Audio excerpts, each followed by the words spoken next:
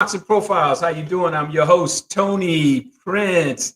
Today, I'd like to thank my sponsors. Uh, it's going to be tomsmart.com. It's a gift store where you can buy you and your sweetie all different types of gifts.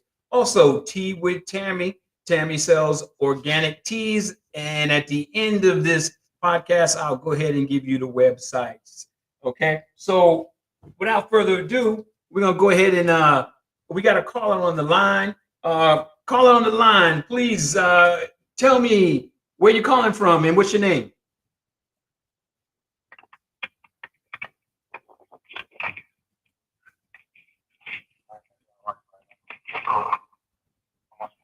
Okay. What's up, caller on the line? What's your name and where you calling from? My homeboy is on. He got you right now on his phone. Okay, so where you calling from? California. California, and what's your name? Glenn. Glenn. Okay, Glenn. Yeah, you was wrote in and you was telling me a little bit about the pushing of Rolly Romero at the Gervonta Davis weigh-in.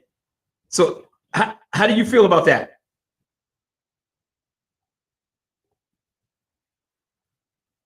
Hello, Glenn. Glenn, are you there? Yeah. Yeah. So, how do you feel about the Gervonta Davis and Rolly Romero, the pushing at the huh? Yeah, I'm here. Yeah. So, how do you feel about the pushing, the shoving? Yeah, well, my feelings are this is a situation. Yeah. Can you hear me? I can hear you. All right, and I want all them motherfuckers out there to hear me too. Because I'm telling the real deal. Because when a motherfucker get pushed off stage and you don't fucking respond, what the fuck is wrong with you? There should be no fucking reason that you accept that shit. Well, you should not accept shit. Yeah. Well, you should motherfucking bust that. I would break all the fucking rules to whoop that motherfucker ass. It's called a fight before the fight. Yeah, but here's the thing with that. There was a lot of call on the line. Call on the line. Yeah, there was a lot of pandemonium and there was a lot of people getting in between them. Yeah. Hold on. Call on the line. Hold on a second. Hold on the line. Call on the line. Hold on. Call on the line. Hold on a second. To allow a motherfucker to push me off a stage and they got rules and shit. Yeah. I'm from the project. Y'all rules. I'm gonna go there, motherfucker ass. My goodness. So let me. I got money already. So let me ask you a question. So you saying basically that if someone comes up and push you, it's on, and it ain't gonna be nothing. Ain't gonna be nothing that's gonna stop you. Go ahead. So you telling me that if someone comes up and they're pushing you, that it's on and there's nothing gonna stop you? Hell yeah. And fuck the fight. Yeah.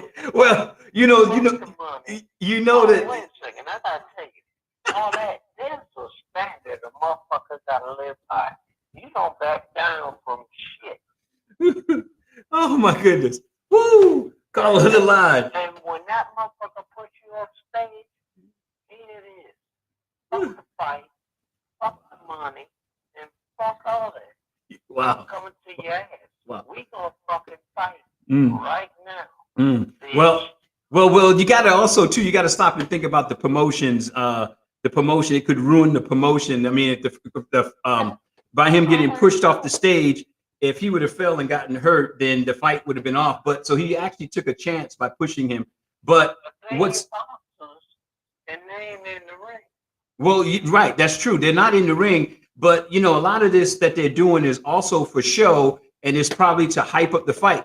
But the main point here is that these two fighters really, really don't like each other, and they I mean, it's been a big old rivalry for like over 7 years. Say it again.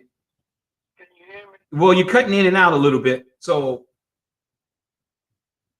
I can hear you right now. Okay. I can hear you now. Here's the deal. All right. Here's the deal with that fight.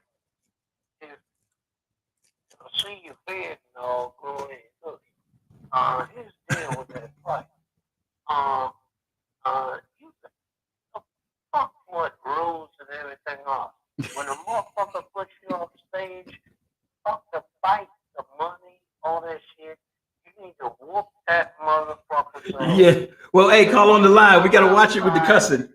Okay. Yeah. We gotta watch it with the cussing. We gotta tone that down a little bit. Okay. That ass outside, you need to bust that ass. Yeah. Call on the line. We gotta tone it down with the cussing a little bit. You know what I mean? But yeah, we wanna I'm Tony. yeah, we want to tone it down a little. But Let's see what the Penelope say. well, yeah, we'll find out. The fight's tomorrow night, and we're gonna find out. I mean, is Rolly actually all hype, or can the guy really, really fight? I mean, he really has no amateur background, no amateur background of anything. But I mean, I know he took some, I think it was judo or jujitsu, but that's not boxing.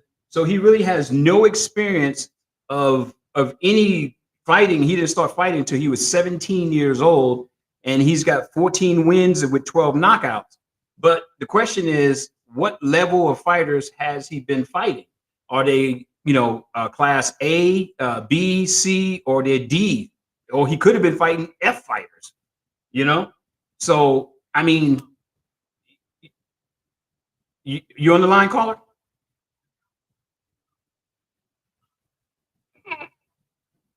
Are you on the line?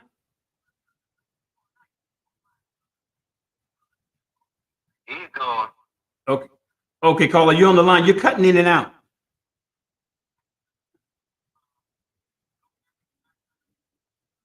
Okay. All right, call on the line. Call on the line. Oh, we seem to lost the call on the line. A lot of interference there.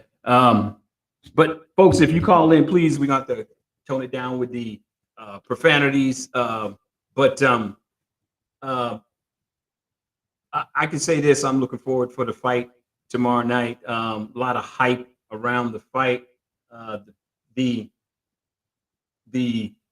weigh-in again this morning. I talked about it earlier when I did an earlier podcast that Gervonta Davis pushed Rolly Romero off of the stage, and the caller that was on the line was also saying, "Man, if that was him, he said all the rules and everything go out the window." But you can't do that because of the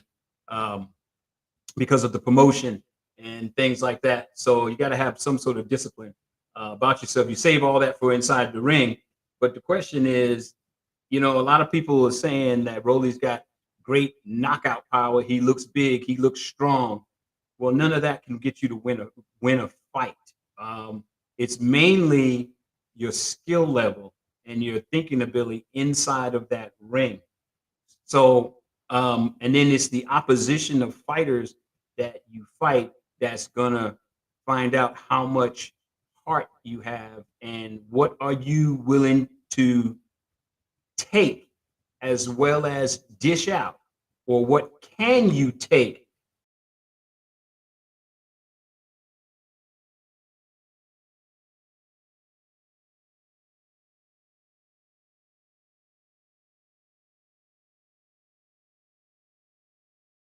Keep trying. Looks like I'm having a problem with one of my feeds here. Okay, it looks like it's fixed now. But so we would just need to know, can Rolly, if he doesn't have the power to knock Tank out, does Rolly have the skills to go 12 rounds with Tank Davis? That is the question. That's a question that I've watched a couple of the podcasters, and I haven't heard anyone talking about that. What if Rolly does not knock him out? Does he have the skills to do the 12 rounds? I mean, from what I've seen, okay, I'm not going to pass judgment on the guy. I mean, all I can say is I'm looking forward to a fight. He's in there with somebody that's a real puncher, and a guy that really knows what he's doing. And Rolly's basically more of a power hitter. So, you know, we're just gonna have to see what happens with the fight here.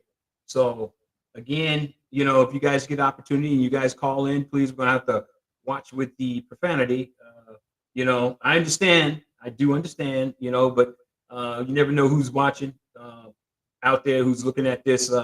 You know, this show is not geared for kids, but still at the same time, you know, we want to have a little bit of respect for other people that are out there too. So, but again, you know, tomorrow night is the fight. So we'll see what's going to happen. So I'm thinking that this is going to be a barn burner. You're going to be on the edge of your seat. Everybody's saying that this is not going to last 12 rounds. Somebody's going to get knocked out. Wow. You know, we'll see. But I do know that for a person that throws power punches, and if he's throwing punches like that all night long, at some point, he's going to exhaust himself. I mean, you can't throw power punches for, 30 something minutes. You're not going to do it. And, you know, in an actual fight, I don't know anybody that's been able to do that. I mean, if someone knows of somebody, please write it in the comment section and tell me. I don't know of anybody that can go 30 minutes throwing all power punches, okay, and not exhaust themselves. It's a mental drain and a physical drain on your body. So let's just see what kind of skills Rolly has. Does he have any skills? Does he even belong in the ring with Tank? You know, and these are the questions that people are not asking. Everybody's on the big hype that Rolly looks good. He's this, he's that. But the question is, does he have the skills to match with Tank? Some people will say, yeah, he's in there with him, so that makes him, you know, have the skills. But that's not necessarily true, you know. Me personally, my personal opinion of Rolly is, I think Rolly is what they use as a old term when I was back fighting. We called him a ham and egger. That means he was just a piece of meat. But I don't think that at this level, what Gervonta Davis is fighting is, you know, it would be fair for him, you know, just to say Rolly's a piece of meat. But it never know. If Rolly don't have that skill level and can't produce, I mean, you got to throw hands, Rolly. I mean, you really gonna have to throw hands in this one. None of the judo and the elbows and all those things that you use, the dirty tactics and throwing people down, none of that stuff is going to work. You know, if you continue to do that, you have points taken away from you. You got to stand there and fight toe to toe. No running, fight toe to toe. That's what you want. So here it is tomorrow night. So I'm waiting to see this fight. I'm going to be on the edge of my seat. You know, hey, it's going to be fun. All right, guys, that's all I got for you. And I'm out. You guys have a good one. Looking forward to talking to some of you guys tomorrow night. You guys have a good one.